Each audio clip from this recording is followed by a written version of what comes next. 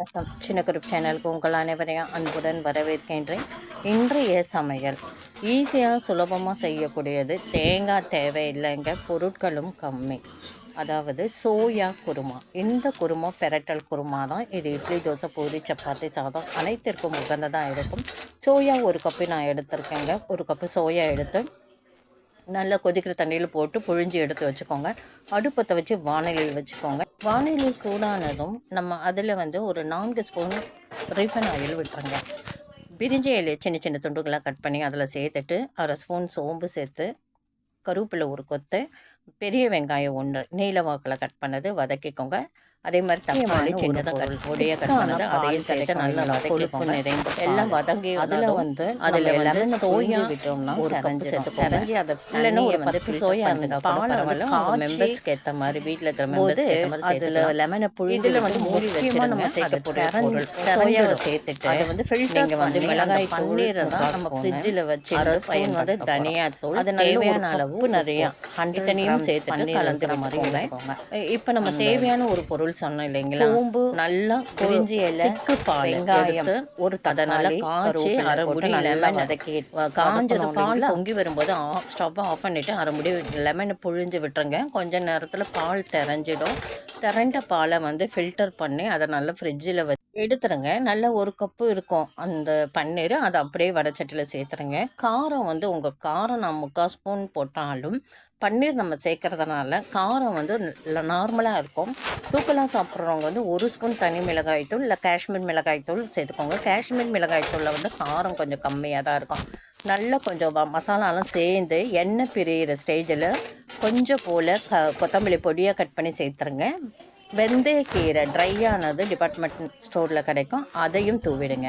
ஒரு அருமையாக தேங்காய் சேர்க்காமல் மசாலா பொருள் எதுவுமே ரொம்ப சேர்க்காமல் சிம்பிளான முறையில் நம்ம சோயா பன்னீர் குருமா செஞ்சிட்டோம். இது ஒரு முறை ட்ரை பண்ணி பாருங்கள். ஹோட்டல் சுவையில் அருமையாக இருக்கும். இது ஹோட்டலில் கூட கிடைக்காது. அடுத்து நம்ம பார்க்க போகிறது என்னன்னு பார்க்கலாம்.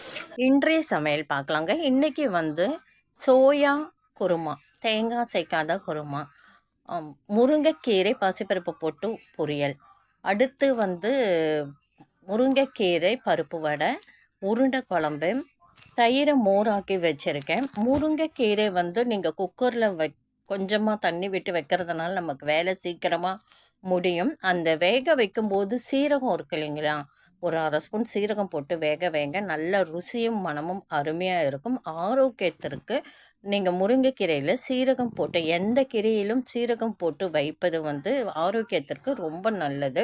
பசியை தூண்டுவது மட்டுமில்லை, வயிற்றில் இருக்கிற கசீடுன்னு சொல்லுவாங்க இல்லைங்களா, வயிற்றில் இருக்கிற தேவையில்லாதவற்றை வெளியே ஏற்றக்கூடியது சீரகத்துக்கு இருக்குது. அடுத்து இன்றைய சமையல் டிப்ஸ் பார்க்கலாங்களா. சமையல் வீடியோவில் டெய்லி நான் இனிமேல் ஒவ்வொரு டிப்ஸ் போடுறேன். முருங்கைக்கீரை உடம்பு ஆரோக்கியத்துக்கு நல்லது தான். அதை உருவுறதுக்குள்ளே போதும் ஆகிடும். ஆனால் ஈஸியான மெத்தட். முதல் நாள் முருங்கைக்கீரை வாங்கி ஃப்ரிட்ஜில் வைக்கிறீங்களா, மறுநாள் கவரோட முருங்கைக்கீரையை எடுத்து உதறினீங்கன்னா அதில் இருக்கிற இலையெல்லாம் கொட்டிடும். முத்தின கீரையை விட கொஞ்சம் எலசான கீரையில் பண்ணிங்கன்னா காம்பே பெருசாக விழவே விழாதுங்க, இலை மட்டும்தான் விடும். இந்த மாதிரி கவருக்குள்ளே அந்த முருங்கைக்கீரை அப்படியே கட்டாக எடுத்து இப்படி உதறிட்டிங்கன்னா போதும், முருங்கீரை எல்லாமே கொட்டிடும். அது இருக்கிற முருங்கீரையில் அதில் இருக்கிற தண்டு பகுதியெல்லாம் சின்ன சின்னதாக எலசாக இருக்கும், அதை சேர்த்தே சமைச்சு சாப்பிடலாம். முத்தின கீரையில் பார்த்திங்கன்னா கீரை தண்டுகள்லாம் பெருசாக இருக்கும், அதுதான் நம்ம பொறுக்கி எடுத்து சுத்தம் பண்ணிவிட்டு சமைக்க வேண்டியதாக இருக்கும். இளங்கீரையில் இப்படி உதறி நீங்கள் நல்லா அலம்பி சமைச்சாவே போதும். ஈஸியான மெத்தடில் நம்ம முருங்கீரை ஆயிரத்தை பற்றி தெரிஞ்சுக்கிட்டோம்.